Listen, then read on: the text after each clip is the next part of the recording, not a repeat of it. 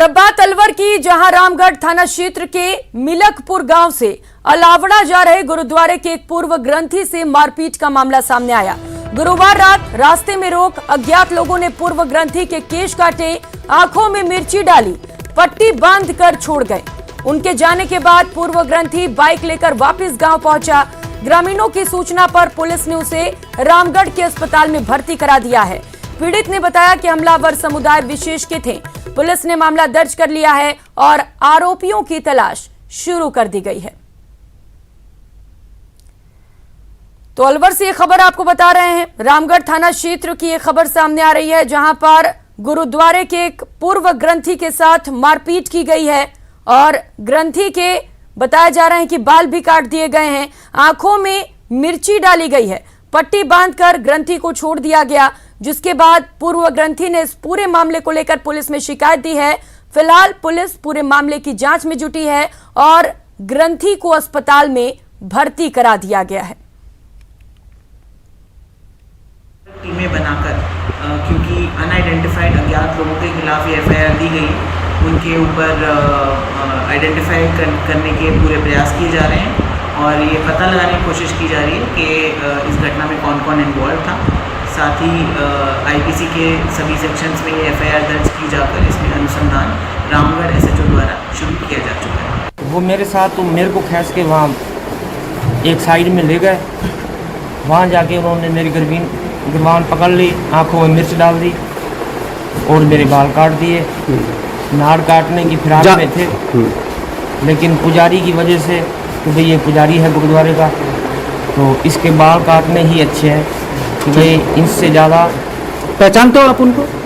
नहीं, फ़ोन पे जो बोल रहे थे ना, एक उन्होंने फ़ोन किया था कि अब क्या करें, अभी ये तो पुजारी है गुरुद्वारे का, तो ये यहाँ का रहने वाला नहीं है, तो जुम्मे नाम का जो आदमी है उसके पास फ़ोन किया है।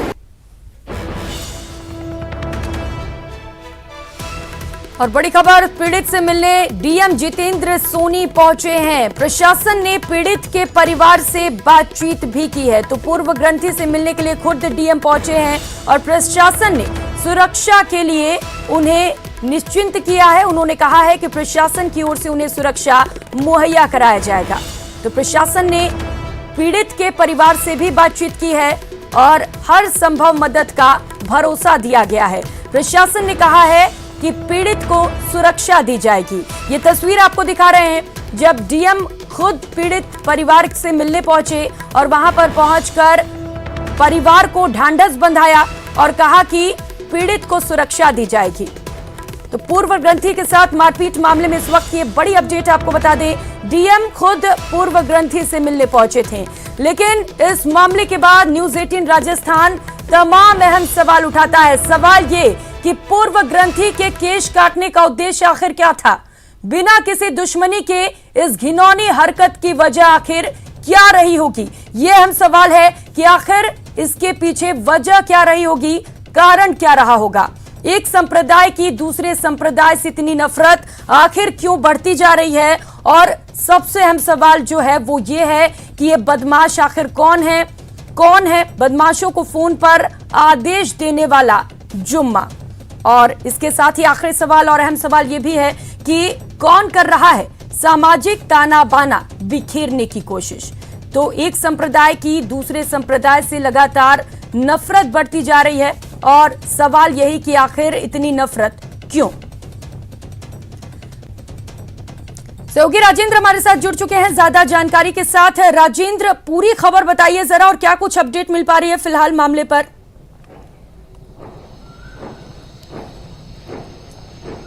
जी, ये पूरा जो मामला है ये अलवर जिले के रामगढ़ का जो मेवात इलाका है वहाँ का है, जहाँ पर मिलकपुर गांव का एक पूर्व ग्रंथी है गुरबख्श सिंह, वो देर शाम को अपने किसी परिजन की तबीयत खराब होने के लिए दवाई लेने के लिए अलावड़ा अस्पताल गया था और वहाँ से वापस लौटते समय कुछ बदमाशों ने उसे रोक लिया और उसके बाद उसे कहा कि आपके गाँव का कोई व्यक्ति है वो घायल पड़ा है, उसे लेकर के आप जाइए। और उसके बाद इस दौरान पूरी उसे रोक लिया गया और वहाँ ले जाकर के उसे सड़क से दूसरी ओर ले गए और वहाँ उसके साथ मारपीट की गई और उसके केस काटे गए। इस दौरान जो बदमाश थे उनके जो आका कह सकते हैं उससे जुम्मा नाम का कोई व्यक्ति था, उससे फोन पर बात की थी और उससे कहा कि ये व्यक्ति है और ये अपने आप को गुरुद्वारे का पुजारी बता रहा है। और उसके बाद उसने कहा कि अगर ये गुरुद्वारे का पुजारी है तो इसके सर जो है उसको नहीं काटें और इसके केवल केस काट करके छोड़ दें। तो कहीं न कहीं एक साजिश के तहत किया गया है कि धार्मिक भावनाओं को आहत करने के लिए जब उन्हें पता चल गया है कि जिस व्यक्ति का पकड़ा गया है वो गुरुद्वारे का पुजारी है तो क्यों उसके बाल काटे गए। उसके दौरान बातचीत में एक बात ये भी सामने आ रही है कि उन्होंने कहा कि इसकी गर्दन नहीं काटनी है।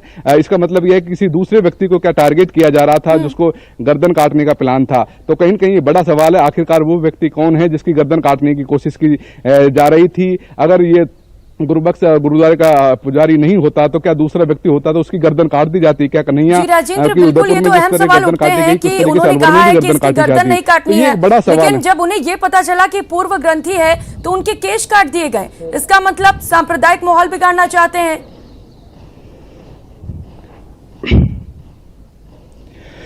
जी, जिस तरीके का माहौल चल रहा है उसको देखकर ये कहा जा सकता है कि ये सोची समझी साजिश के तहत ये किया गया है कि जब उन्हें पता लग गया कि गुरु ग्रंथ के पूर्व ग्रंथी हैं और उनके केस काटे गए हैं, उन्होंने फोन पर जिस व्यक्ति से बात की उन्होंने उन्हें निर्देश किया। तो कहीं न कहीं जो व्यक्ति वारदात को अंजाम दे रहे थे उनको कहीं फोन पर एक व्यक्ति जो है जुम्मा नाम का उसका बताया गया है वो उन्हें बता रहा था कि उन्हें क्या करना है। तो ये बड़ी घटना है, इसको गंभीरता से लेने की जरूरत है। जिस तरीके से उदयपुर वाले कन्हैया के जो मर्डर केस है उसमें एक के बाद एक खुलासे सामने आए, तो कहीं इस तरीके की क्योंकि अलवर बहुत संवेदनशील इलाका है, पूर्व में यहाँ मऊ लिंचिंग की जिस तरीके की घटनाएं हुई थी उसको लेकर के हिंदू मुस्लिम तनाव हुआ था, पूरे देश में मऊ लिंचिंग को लेकर के अलवर बदनाम हुआ था।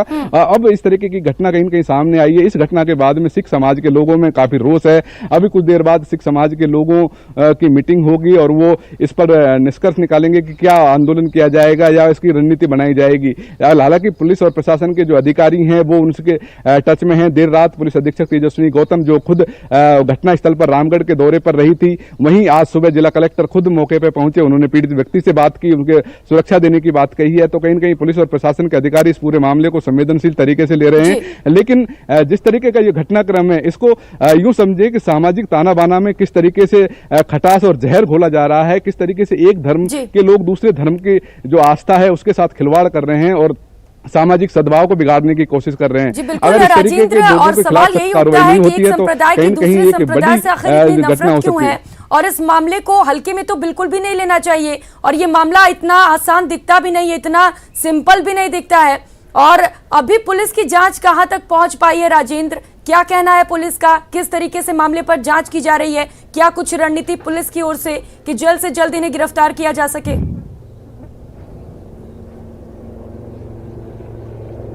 जी, इस पूरे मामले पे पुलिस अधीक्षक तेजस्विनी गौतम खुद चूंकि देर रात तक मौके पर रही हैं, उनसे बात हुई। उनका कहना है, उन्होंने खुद न्यूज 18 राजस्थान पर बात करते हुए कहा कि उनके द्वारा अलग से साइबर की टीम बनाई गई है और इसके अलावा पुलिस के स्पेशल जो टीमें हैं वो लगाई गई हैं। वो लोकेशन जिस यहाँ पर एक घटनाक्रम हुआ है वहाँ की जो लोकेशन ली जा रही है, कौन कौन लोग वहाँ मौजूद थे। इसके अलावा ये भी की जा रही है कि पूर्व में कहीं कोई आपसी रंजिश का कोई मामला है, कोई उसको लेकर के भी एक एंगल से उससे भी जांच की जा रही है कि कहीं आपसी रंजिश को लेकर के इस घटना को अंजाम नहीं दिया गया है। लेकिन अभी तक पुलिस ये नहीं बता पा रही है कि आखिरकार ये घटना को अंजाम देने का मकसद क्या था, कौन लोग इस घटना में शामिल हैं, उनको आइडेंटिफाई करने के लिए पुलिस के प्रयास किए जा रहे हैं। जी बिल्कुल राजेंद्र, मकसद क्या था ये तो फिलहाल नहीं पता चल सका, लेकिन ये पता चला है कि कोई जुम्मा नाम का व्यक्ति था जो फोन कर आदेश दे रहा था। तो ये जुम्मा नाम का जो व्यक्ति है वो बेहद अहम कड़ी बन जाता है इस पूरे मामले पर।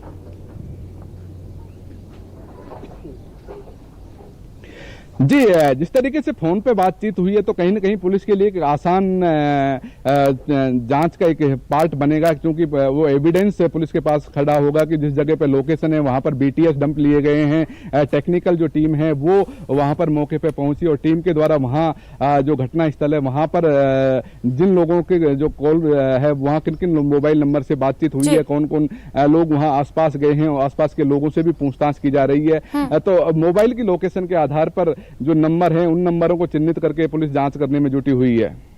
राजेंद्र, पूर्व ग्रंथी जो थे उन्हें वो फेंक कर फरार हो गए थे मौके से, क्या उन्होंने कोई आइडेंटिटी अब तक बताई है, कोई पहचान बताया है? हालांकि उन्होंने ये तो कहा है कि वो किसी विशेष समुदाय से थे, लेकिन क्या कोई स्केच तैयार किया गया है उन आरोपियों का?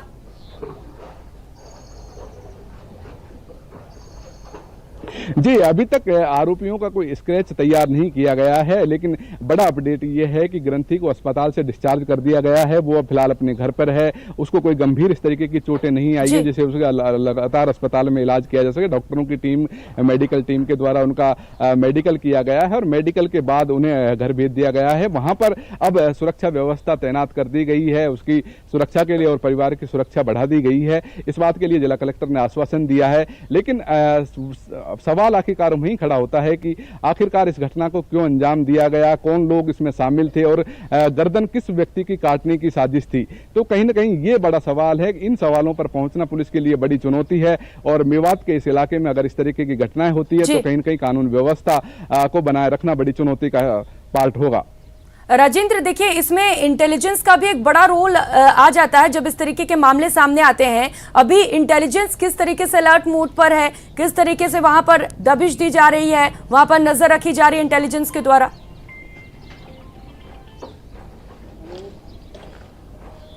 देखो, इंटेलिजेंस की बात की जाए तो कहीं न कहीं अलवर में जब तक इतने मामले हुए हैं वहां पर इंटेलिजेंस आमतौर पर फेलियर ही साबित हुई है। खास तौर पर पुलिस का इंटेलिजेंस का जो काम है वो केवल राजनेताओं के लिए जासूसी करना या उनके लिए रिपोर्ट देने का काम रह गया है। मुख्य रूप से आपराधिक जो वारदातें हुए उनके लिए इंटेलिजेंस खास तौर पर आमतौर पर देखा जाता है वो नहीं पाया जाता है। इतने मामले होते हैं उन पर इंटेलिजेंस का फेलियर ही ज्यादातर निकल कर सामने आता है। लेकिन पुलिस का एक मुखबिर तंत्र होता है। वो जब पहले पूर्व में पुलिस जो मुखबिर से सूचनाएं लेती थी, मुखबिर के आधार पर कार्रवाई करती, वो तंत्र भी अब पुलिस का है वो कमजोर पड़ चुका है। पुलिस चूंकि अब केवल आधुनिक जो है मोबाइल से डिटेल के आधार पर और सर्विलांस के आधार पर पुलिस की जो टीम है वो जांच चलती हैं। लेकिन पहले जब पूर्व में जब पुलिस जो मामलों की जांच करती थी तो मुखबिर होते थे। उन मुखबिरों के आधार पर पुलिस पता लगाती थी कौन लोग यहां से आए, किस तरीके के लोग हैं, कौन सक्रिय हैं। तो कहीं न कहीं इस पूरे मामले में चूंकि ये ग्रामीण इलाके का मामला है जहां पर सीसीटीवी फुटेज या अन्य